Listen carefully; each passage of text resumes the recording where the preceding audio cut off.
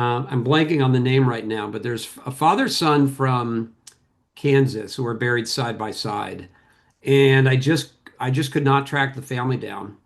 I could probably try again. And there's also a brother-sister combination. Oh, The brother's buried at one of the cemeteries, and the sister is listed on the walls the missing.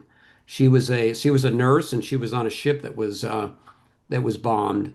But again, from Minnesota, I just could not track down, any of the family members. And so, I mean, in some ways, I always thought, and I think about this as kind of a living history project.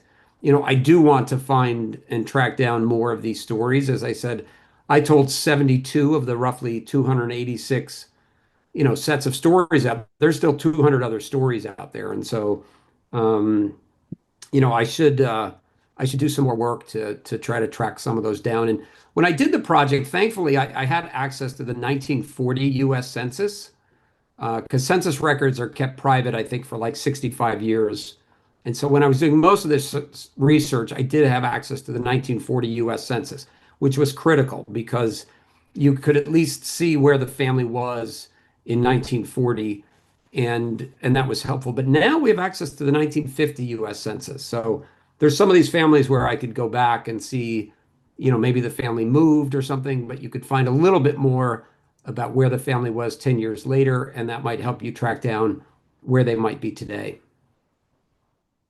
I appreciate what you're doing. I can't wait to get the book and read it. Appreciate that. Thank you. Okay, Sean, do you see anybody else waving a hand or no? Nothing in the chat. I don't see any hands raised, so you're free to continue. Well, it's 7:45, and we're going to move now into the three Pittsburgh oriented stories. But before we do that, Sean, why don't we take our station break, just because it's a convenient moment in the program. Of course. Here, let me go ahead and pull up my slide here real quick. We just want to let everybody know that we have a free quarterly magazine that comes out, and this is the most recent one, Odysseus in America. We've been talking about it for a couple weeks, as it has drummed up a lot of conversation. The idea of an Iliad, the Odyssey, coming home. This all goes the theme of this particular issue. So if you haven't received it yet, it's probably because we don't have your address. So go ahead and shoot that over to us. You can send it to me, Sean, Shaun, at veteransbreakfastclub.org, and we'll be happy to send you a free copy. Again, it's a free quarterly magazine. We'll be getting another one out in the mail for the winter. So look forward to that. Coming up on Monday night, November 17th. Glenn, do you want to give us an idea of what you and Todd will be talking about? Yeah. This is actually I've already a little anxious about this. I'm trembling because I'm going to be interviewing my own boss, Todd DiPastino, who, as you know, is a PhD in history, and I'm also interviewing Dr. David DeAndrea, another PhD in history. So I've never interviewed two PhDs at one time. That'd be pretty interesting. And basically, we're going to talk about our upcoming trip to Sicily and Italy in October of next year. And we just got back from our Band of Brothers trip in September, and we planned this one, well before. It's 12 nights, and we spend, I think it's 5 nights in Sicily. It's really quite unique. I'm disappointed we can't see the map of Sicily on this, but we start in Sicily, we circumvent Sicily, if you will, and then cross the straits at Messina in the daytime on a ferry, and then follow the battle north to Salerno, Cassino, and Anzio. We finish in Rome, but at Anzio we'll see the Anzio Netuna Cemetery, Kevin, which I know you've been to. So I'm really looking forward to it. David is the advisor to the 45th Division Historical Society, if I have that title right. The 45th Division was the famous National Guard division out of Oklahoma that fought whatever it was, 370 days of combat through Sicily, through Italy, on to Anzio, withdrawn, and then we're not going to cover the part where they go to France and fight through France as well. And there's actually a 45th Division trail that has been, it was in the process of being laid out, and we're going to follow much of that trail. We already have 21 people signed up for this, or at least have expressed interest in it. So if you're interested in it, please just go to the website and sign up. We'd love to have more. Todd's a tough customer, so hopefully he doesn't give you too much guff. Yeah, I'm worried about it. And then coming up on Thursday night, November 20th, we'll have The Wounded Generation, World War II with David Nassau. You'll be back online Thursday night, Glenn. Boy, do I get paid overtime next week? No, but you get to have off for a couple weeks after all that. Not for a good reason, but So yeah, great book, David Nassau. What happened to our men from World War II when they came home. We've talked about this in other ways. David's a award-winning historian, and we're going to have him on twice. This next week, and then again in January. Talk about what the adjustment was like for these 16 million people who served in World War II who came home. Probably about 9 or 10 million of them were overseas, and coming home was quite an adjustment, just like it was for our Vietnam veterans as well. For any veteran that comes home, that's the theme of the magazine. What's it like to come home? So, yeah, David Nassau, be great. So lots of great stuff coming up, everyone, with Veterans Breakfast Club. Check us all out on the website, veteransbreakfastclub.org. Back to you, Glenn. Okay. Well, and we're going to go back to Kevin. Kevin, let's cover these Pittsburgh stories. All right. All right. So the first one are the who are actually from Pittsburgh itself, were the Urlano brothers, right? So, parents had both emigrated from Italy right around the turn of the century. Grew up in a neighborhood called Upper Lawrenceville on Butler Street. So if you know Pittsburgh and you know where that is, the dad worked for the Blocksnaw steel mill, if I have that right. And so this, sorry, Kevin, Blawnox. Blawnox. That's Oh, what it well, is. no, hold on. You got to say it like a Pittsburgher. It's Blawnox. Blawnox. Blawnox. I'm going to go down Blawnox and watch the Stiller game. That's what I'm going to do. I've had family members from out of town stumble over that one many a time, Kevin. Blawnox. Yeah. Nice. So yeah, 12 kids, right? 6 boys, 6 girls. Sadly, the oldest boy died, so there were kind of 5 remaining brothers. And I talked to one of the nephews, and he said they were all excellent athletes, and they would go to these baseball games, and the 5 brothers would pile into a truck with baseball bats, and they'd all jump out swinging. He said it could be pretty intimidating to other teams. So Johnny Urlano died in the Philippines, in April 45. And so he was eventually buried at the Manila American Cemetery.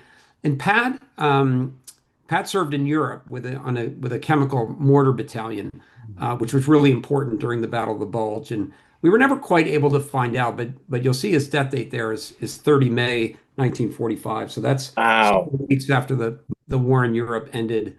And we never quite found out what exactly were the circumstances of his death. But he eventually was moved at the express wishes of their mother to Manila to be buried next to his brother. And she said, at least they would have each other, is kind of how she referred to it. But, these families are different in terms of kind of the photos and artifacts they have. So this is the only thing the family had. They have these 2 pictures of the brothers, and you'll see there's probably a memorial to them. Many of these families have some sort of a memorial in the United States.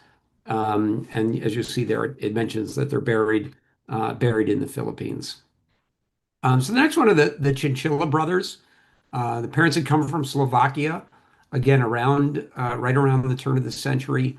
6 kids, and John was serving in Italy and was part of those initial landings at Anzio. And in fact, he never even made it to the beach, and so he was killed. Or he was wounded and then died of his wounds about a week later. But that photo there, and they didn't necessarily know the background of that, but those are likely kind of Italian resistance fighters, and so that was one of the artifacts in the family's archive. And Francis has an interesting story. He was a bombardier on a B-24 Liberator, and he was actually on his 25th flying mission over Germany. Airplane takes heavy flak. The pilot says, everyone bail out. And everyone bails out, including Francis. And the family gets a letter after the war from one of those who was on the plane. And he said, I saw Francis jump out of the airplane. I saw his parachute open. I don't know what happened afterwards, and we might never know what happened. But we would find out what happened to Francis because there was a war crimes trial that took place after the war. And it turned out that Francis was murdered by two German civilians. He parachuted safely to ground.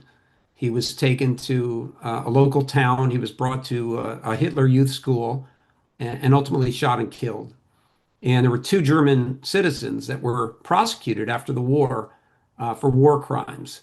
And we have all these records now of the trial, and they, of course, each tried to blame the other one, but ultimately they were both found to be guilty, and they were both sentenced to death by hanging. And one of those accused had been a deacon and a missionary before the war, if you can imagine.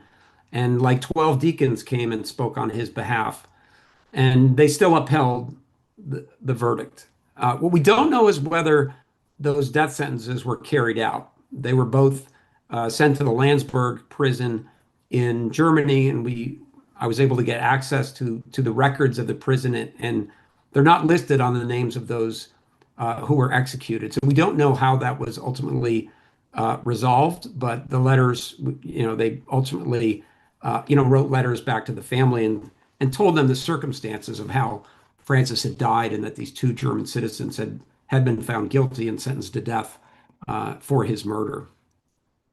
And they're buried today at the Luxembourg American Cemetery. So there's 90,000 Americans buried overseas among these 14 World War II cemeteries, and they're buried without regard to race, rank, or religion, with one exception. Does anyone know what that exception is? It's General Patton. So Patton is buried at the front of the Luxembourg American Cemetery, separate from everyone else. And the reason for that is because after the war, there were so many visitors. He was originally buried among all the other soldiers, but there was so much traffic and so many came to see Patton's grave that the grass was torn up, it was all muddy. So they decided on a temporary basis, we're going to move Patton to the front and surround it with stones. But the expectation was after a couple of years, we'll move him back. Well, when it came after a couple of years, his wife was still alive at the time, and she said, "You're not moving him." And ultimately, they agreed. And so Patton is the only of the 90,000 who stands apart, which I think is kind of appropriate. So that's the Luxembourg story. Kevin, let me, if I could interrupt. Yeah. Was it in one of our conversations, you told me about the method as to how these cemeteries are laid out and where that originated. Was it you and I that were talking about that? Yeah, I'm not sure. I mean, it was really, so Something about going back to the Gettysburg Cemetery and oh the yeah, way. yeah, exactly. Yeah, the sort of the burial markers that were all the same. Yeah, yeah, for sure. And in this case, they're obviously all the burial markers. They're either Christian crosses or Jewish stars of David, but your cross is the same whether you're a general or whether you're a private for sure. Um, but the cemeteries themselves, I've organized the book by cemetery, and I have a little introduction to each cemetery, and it was so interesting to go into.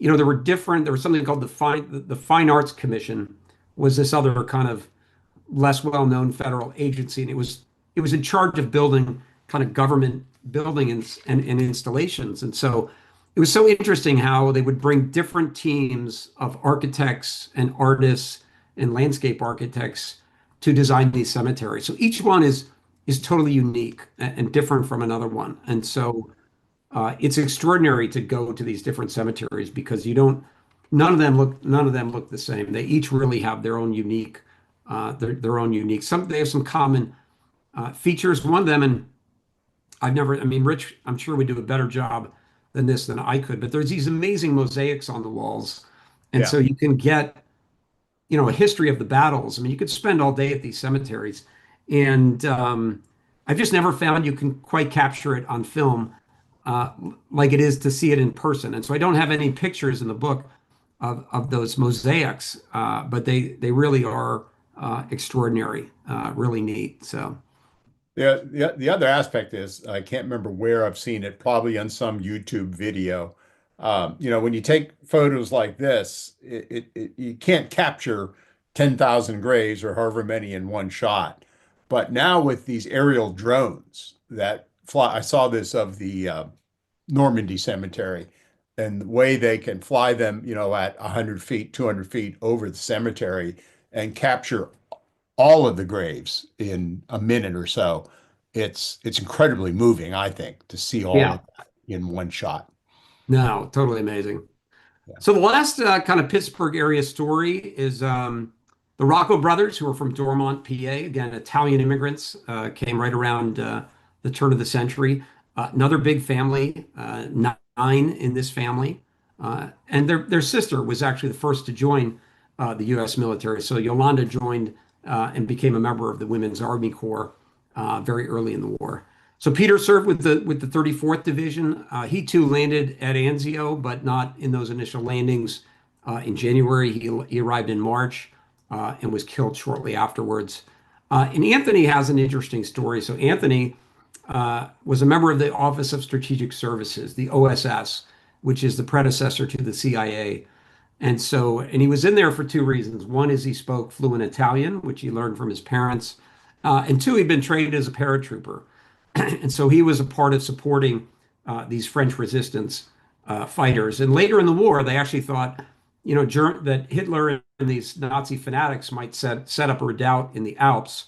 And so they were part of supplying these Italian resistance fighters. And so he unfortunately was killed on one of those supply missions. And so for many years, the family did not know kind of what happened to Anthony. And I talk about it in the book, but his nephew Johnny Rocco one day just called the CIA, and he said it was like a movie. He said, my name's Johnny Rocco, and my uncle Anthony died. He was in the OSS in World War II. And the woman says, "Hold on a minute." And a guy comes on the phone and says, "Take down this name, call this number," and he hung up. And he ultimately got to track down and talk to a guy who served with Anthony. So it's pretty amazing. And I was able to get some of these confidential records have since been declassified, so you can get access to it. But if you go to CIA headquarters, there's a single gold star and a book of honor that honors all the members of the OSS who died in World War II. And Anthony Rocco is one of those names listed. And so they're buried at the Sicily Rome American Cemetery in Italy. So, Kevin, did you were you able to visit any of these three Pittsburgh families, find family survivors here in Pittsburgh? Yeah, in all cases, right? So some of them, in this case, which was somewhat unusual, they had most of the photos digitized. And so they were able to send me a lot of those materials themselves. And they were a little bit more spread out. So I know like Johnny Rocco was like in Charlotte, North Carolina. Sometimes the families stay local. But in these three cases, I was actually able to get a lot of the materials. They could just send them to me, which was great. Yeah, yeah. Yeah, the Rocco family in Dormont, I should look it up. It rings a bell. My wife is from Dormont. I've spent a Yeah, lot of time in Dormont. Um, there's very few people named Jones or Smith that live in Dormont. A lot of right. vowels. My wife's family is Polish and Croatian, and it's changed in the last 30 or so years, but the Croatian Day in Dormont was a big deal. Oh, I bet. Yeah, And, yeah, for sure. and a lot of these people were, I'm sure, first generation immigrants, like my wife's family, who all came as 1 and 2 year olds in the 1920s. So Yeah, Pittsburgh, no, for sure. I mean, the book incredibly is, ethnic oriented. as you can imagine, a huge number of of the brothers profiled are usually the sons of immigrants, sometimes immigrants themselves. We have two Jewish brothers who got out of Frankfurt, Germany in September 1938. 2 months before Kristallnacht, and came to New York City. And then the two brothers went back to Europe to rid, this Nazi menace that they'd fled, 5 years before, and they were both killed. But yeah, a lot of immigrant stories in the book for sure. Yeah, yeah, yeah. Just would highly recommend. There's a new biography out on Kissinger, on American Experience, I think it is, on PBS. I just watched the first part of it, and fascinating to remind yourself that his family just barely escaped Germany in 1938, I think, 1939. Yeah. He very typical Jewish immigrant story where a few years later he turns around and he's a soldier in the U.S. Army in Europe. Yeah. Uh, No, exactly. yeah, yeah. Okay. Other questions at this point from the audience? Anything uh, in the Zoom that we should address? Sean? In the chat, Ray Brendel put a picture of Patton's grave. Nice. Ray, I'll ask you to unmute. Go ahead, Ray. Yeah, Glenn was telling you about our trip we just took, and we did stop by that cemetery. So I do have a picture of Patton's grave that I hope everybody can see. And Kevin, you mentioned a number. When as I told you, my uncle's buried over there. So I looked up World War II, and there's about, at least what the Google machine told me, about 73,000 American GIs from World War II. But how many are there from World War One? I mean, overall? Who are buried? Yeah, how many in Europe? How many GIs from World War One are buried in Europe? I think it's about 30,000. 30,000. Okay. Yeah. Okay. In fact, the largest U.S. cemetery is a World War I cemetery. I've forgotten the formal name for it, but it's the cemetery in the Meuse-Argonne, larger than Luxembourg. Um, sadly to say. So, Yeah, the biggest of the World War II is Manila. So it's the only one in the Pacific. And that's the largest World War II cemetery with about 16,000 burials. But there's a lot of, the Pacific there's likely a lot of brothers buried at the Punch Bowl Cemetery in Hawaii. yeah, So my book was just focused on these overseas cemeteries. But as you can imagine, the Punch Bowl is a U.S. national cemetery. There would be a number of brothers buried side by side, at national cemeteries for sure. Because as I said, about 60% came home. And so if I've got roughly 300 sets of brothers buried overseas, there's probably at least 400 sets who are buried somewhere in the United States, and most likely next to each other. Did I see another hand raised? Barb had a question in the chat, and then we'll get to Gilbert. Okay. Yes, thank you so much, Mr. Callahan. I wanted to know, at the Luxembourg Cemetery, you showed that image of the two side-by-side graves, crosses, and I wondered did they perform a sanding ceremony for you with those two brothers?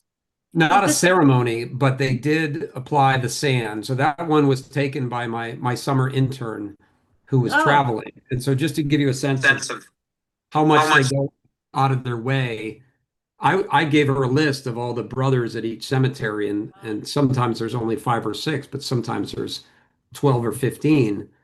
And in many cases, they would go and do the sanding so that she could get a great picture of them. And so, Yes.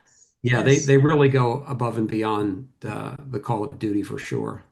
Yes. I wanted to mention those two films I put out there. There's one, Akkers van Margraten.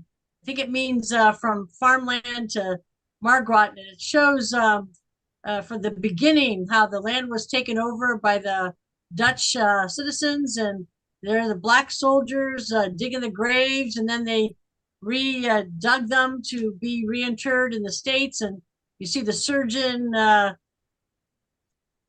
taking out the fluids of the bodies. I mean, it's quite graphic.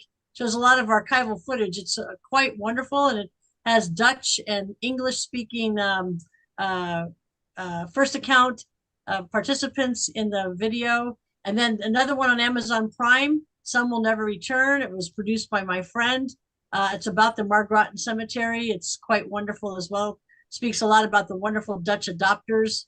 The cemeteries are such a sacred, beautiful place. And the Europeans love our soldiers. They treat them as family, going to their grave sites, birthdays, anniversaries, and they pass their family. The families inherit the graves once the older ones pass away. I mean, the waiting list is thousands of people to ever try to get one of those soldiers. So, yeah, highly recommend everybody going there if you can. And just one more interjection, if I may. My husband was gifted a patent flag last year when we were in Bastogne at the monument downtown Bastogne. City workers was changing out the flags and asked my husband if he'd like to have it. So we went to Edelbrook the next day and took a picture with Patton there. And then we went to the cemetery, and I made the mistake of taking a picture of my husband with the flag with our guide friend Fabiano, but I had them hold the flag in front of the cross. So luckily, next month during Nuts Weekend, we'll go back there, and I'll have them stand behind the cross with the Patton flag. So I'm glad we have another opportunity. But please, Yeah. if you have a chance, go visit those wonderful cemeteries. Yeah, amazing. I'm so glad you brought that up about the Graves Adoption Program at the Netherlands American Cemetery. I mean, some of the other cemeteries do have Graves adoption programs, but nowhere is it as extensive and as supported as it is in the Netherlands. And I think as all 8,000 burials have an adopter. There's 1,800 walls, 1,800 names on the walls of the missing. Each one of those has someone who's adopted the grave.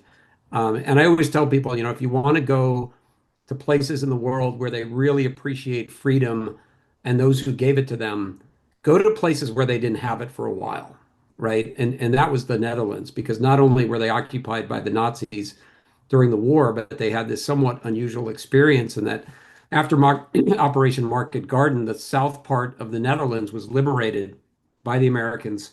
And so people are literally rebuilding their lives. And the northern part of the Netherlands was still occupied, not only occupied, but the Germans withheld food from Dutch citizens to punish them for collaborating with the Americans. So in the South, they're living in peace and freedom and rebuilding their lives. And in the North, they're literally starving to death in the streets. And so, they don't forget. You go to places like that, just as you said, Barb, they not only do they pass the tradition from one generation to the next, they pass those stories from one generation to the next. And so, we didn't have that experience in the United States of being occupied like that. And so sometimes, for those who didn't serve, it can be easy to forget. But you go to the Netherlands, and those people don't forget. So After watching Some Will Never Return in February of 2023, I asked my friend who was the producer of that film, I wanted to be connected to the teacher who had his children's students at the gravesite in the film. And I connected with him. And the Friday before Memorial Day, I was in their classroom in the school, and I spoke to the students and thanked them.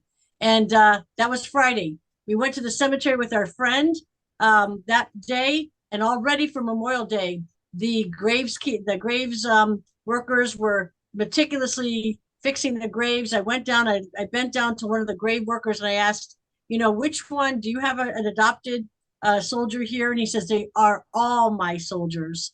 And that was so great. And then Saturday we went back, and now more and more families are coming. And the cemetery supplies conical shaped biodegradable vases, so that when you park the car, you can grab one of those vases, put your flowers in, and decorate the grave. So that by the time we went there for Memorial Day, the place was just absolutely lit with flowers, just gorgeous for the program. So yes, if you can, please go to the cemetery if you can get over there. Thank you. I look forward to reading your book, sir. It'll be wonderful. thank you. Appreciate that. Thank you. Thank you, Barb. Hans, Someone else, Sean, had their hand up. Yeah, Gilbert did. Gilbert, we got a little feedback from your mic when we were talking, so I'm going to unmute you and just have you talk. Mute. There you go. Well, this is a very interesting discussion and a program. I was just introduced to it by Colin Heaton. I'm sure most of you know Colin. Yeah, very much. He's a great friend of ours. Yeah, he and I have a lot in common. I was a helicopter pilot in Vietnam.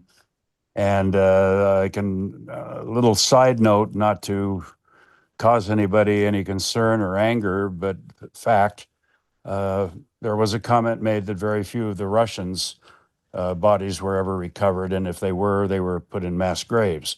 Well, I can tell you for a fact that we did the same thing to the VC in Vietnam. We were attacked. First Squadron, 11th ACR was ambushed in December of '66, and we killed 99 VC from, I think it was the 273rd Regiment. And that was so many people. We got an M88 tank retriever with a blade on the front of it and dug like a swimming pool hole and put the bodies in there and then covered them up. And it was somewhat grisly in that arms and so forth were still sticking out of the ground. But we do the same thing in a situation over which we have very little control. When I went back in '96, I asked, why are you showing, we had a guide, and it was all set up, of course. Why are you showing us all of the graves of the North Vietnamese? Where are the ARVN, the Army of South Vietnam? Oh, well, there are no graves. And I said, well, what do you mean there are no graves? Well, we do not, what is the word that he used when translated? We didn't approve of those who served as puppets of the United States. And I said, okay, then why did you choose to bury properly the puppets of the Russians and the Chinese? And that was the end of the conversation. Yeah. I asked that question and I did not get an answer because there was no answer. Well, absolutely no doubt. Appreciate your comment, Gilbert. The winners make the decisions, right? It's the way war works. Although I can't remember, Sean, maybe you can. I know Todd and maybe you, Sean, has had somebody on in the last couple of years, maybe just this past year, where there's an effort in South Vietnam to uncover those mass graves. And it's somewhat supported, as I recall, by American military resources. Do you recall that, Sean? We did do a program about that. I can't recall the name of the gentleman that was on that was assisting with finding mass graves in South Vietnam.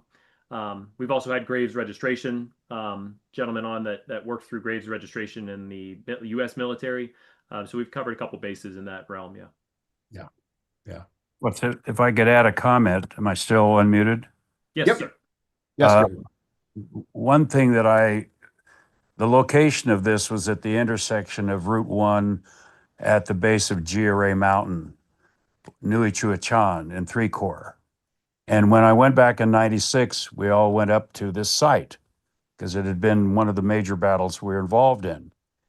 And there was a young, I think he was a Dai Wei, a captain in the PAVN, the People's Army of Vietnam, a slender guy smoking a cigarette, didn't seem to have a worry in the world. And through an interpreter, I said, you are showing us where your dead are, meaning the North Vietnamese.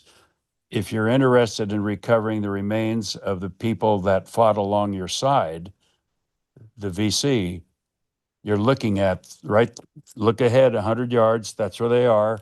You can go over the metal detector and find belt buckles and everything else. And he gave absolutely no response.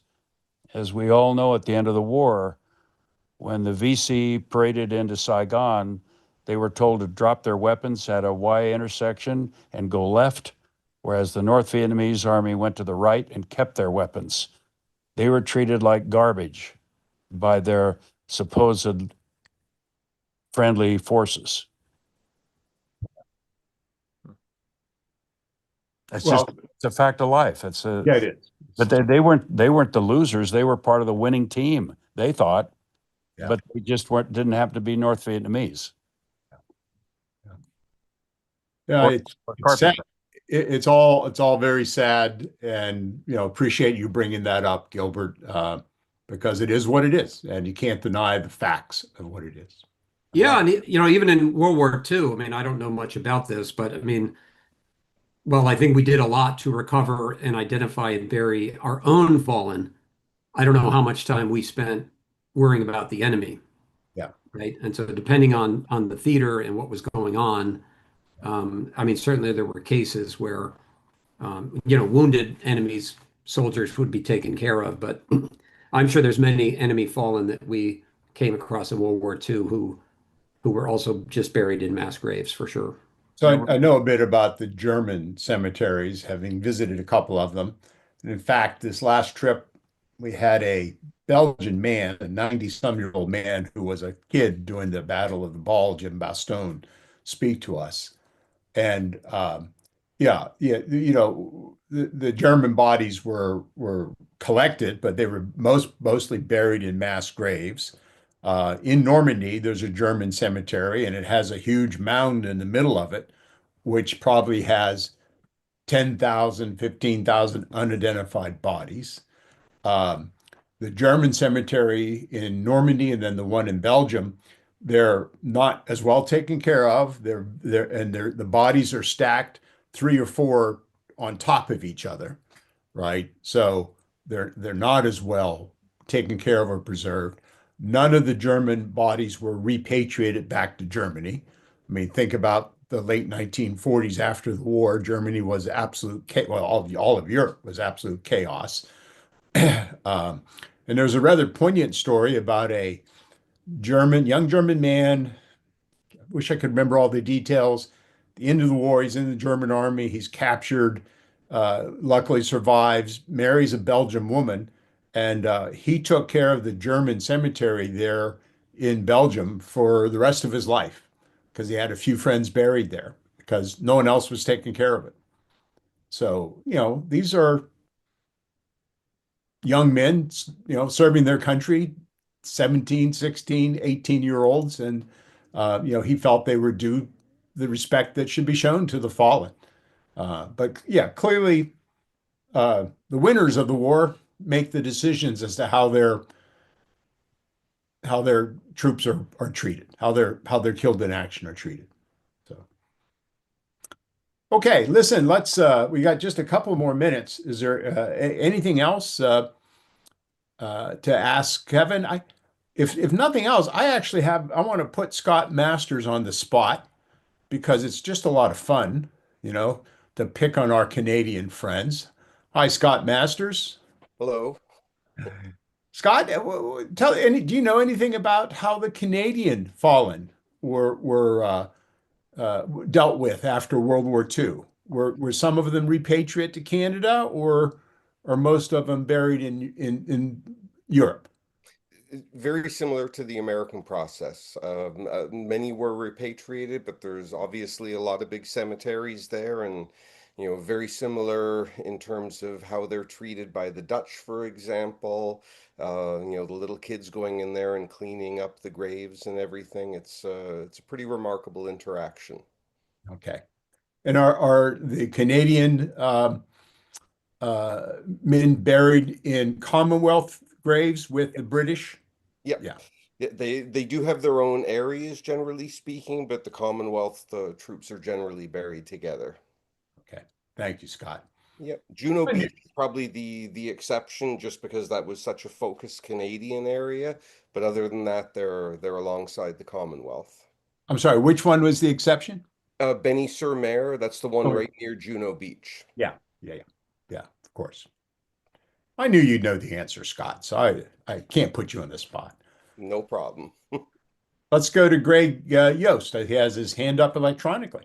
Yes, thank you so much for this conversation. I had to sort of watch much of this on Facebook there, so I sort of just jumped onto the Zoom here very recently. I did hear a lot about the Pittsburgh connection, and urban legend, such as it is, has it that a neighborhood in Troy Hill neighborhood of the city of Pittsburgh, which is a actually very ethnically German place, ironically, had I remember a woman that the story is a woman who had a flag in her front window. She had four gold stars there. So, that symbolizes, of course, the fallen in the family. I don't know if you know anything about this.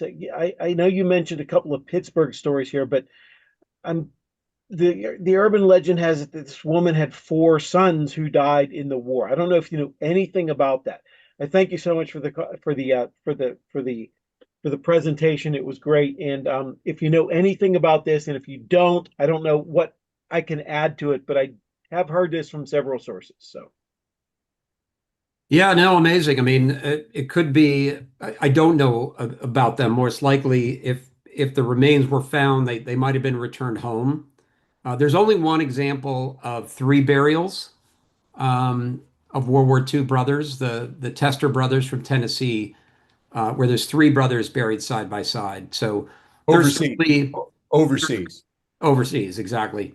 And like the five Sullivan brothers, their remains were never found, and so they also were not buried. So there's definitely a number of stories of families who lost, multiple sons that might not end up in sort of the purview of my book because either like the Sullivan brothers, they were never found, or because they were returned home.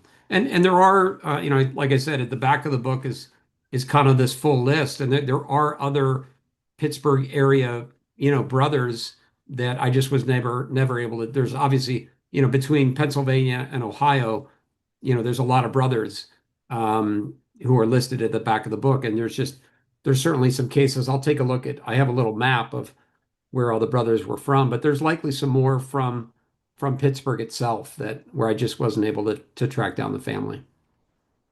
I'll end with a quick story, if I may. As my friends here on the VBC know, I'm a huge admirer of Rick Atkinson in his original trilogy of World War II, and now he's writing a trilogy of the Revolutionary War. But in his third book, I believe the last chapter is called "And the Dead Come Home," and it's about the uh, Liberty ships in 47 or so, 48, who brought the remains back and the whole process involved. And one of the stories he tells, and I'm not going to remember the name because it just occurred to me as we were talking, was a farmer in Nebraska, Oklahoma, somewhere there in the Middle West. Older man, widowed, his wife had died during the war, where one week after another, for 4 weeks straight, a coffin of one of his sons was brought home on the train. And each coffin was put in his farmhouse living room. And eventually all four were there. And eventually the town gathered around him and they buried his four sons, the four brothers together in a private graveyard just outside of their home. It's incredibly poignant. I challenge anybody to read those 2 or 3 pages and not walk away crying. I mean, Rick Atkinson is that good of a writer, and the story is that good. So, Yeah, I agree. He's a master, Glenn, and I know exactly that section you're talking about. And yeah, no one brings it out like Rick Atkinson does. So okay, we have just about reached the end of our time frame. Unless there's one last thought or question, we'll stop here. Anything, Sean, that you see? Oh, somebody's Gilbert. putting up a finger here at the last second. Pat Real, used real, thumbs up, and Gilbert, you raised your yeah, hand. real quickly. I had a close friend in the German army during the war who passed away, and he had three cousins, all paratroopers, Fallschirmjäger, who landed in the water just short of Cyprus, I guess it was during the war, one of the big airborne operations. And it happened on the other side, just like it happened on ours. Yes. They all died the same day, same moment, the same water. The human interest stories like that well, there's millions of them, unfortunately. Millions and millions of them. They're great ones too. Great. Kevin, thank you so very much for being on tonight. Thank you for the book. Thank you, Glenn. Thank you, everybody. Thank you for having me so much. Really appreciate it. Hey, if anybody in the Pittsburgh area would like to take my copy of the book, please do.